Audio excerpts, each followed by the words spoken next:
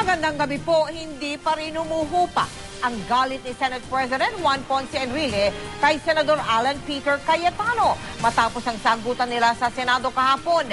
Tila isinara na ni Enrile ang pinto para sa pakikipag-ayos.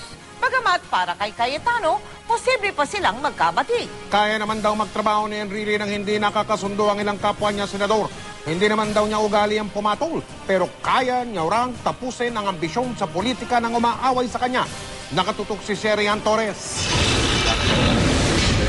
Hindi mapigilan ni Senate President Juan Ponce Enrile ang galit niya kay Senador Alan Peter Cayetano matapos ang bangayan nilang dalawa sa Senado kahapon.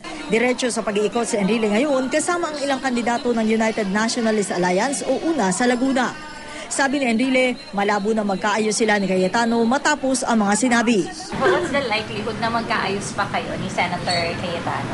Wala. Pag inaway mo ako, hindi kita awayin, pero that's your end.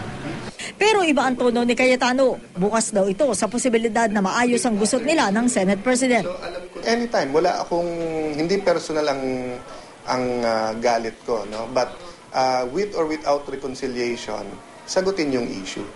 Kahapon si Cayetano ang nag-privilege speech. Pinunan nito ang di raw pantay na pamimigay ng MOOE. Pinuna din ang pamamalakad ni Enrile sa Senado at ng Chief of Staff niya na si Atty. Gigi Reyes. I will not go down to the gutter. Because this gentleman is You already lying. did, Mr. President. You already went to the gutter. Sabi pa ni Enrile, hindi raw niya kailangan ng minorya para gawin ang trabaho niya. I can work with them. I have my majority. I don't need the minority. If they don't want to appear, I can pass laws without them.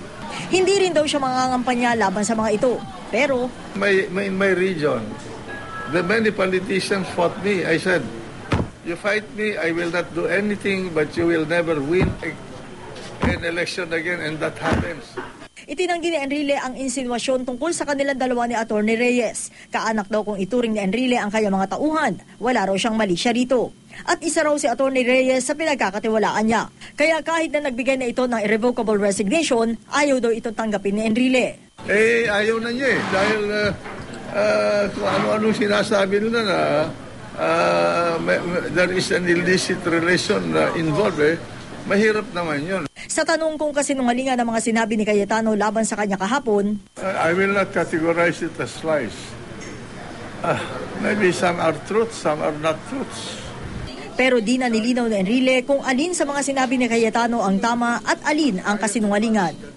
Sherian Torres, Nakatutok, 24 Oras.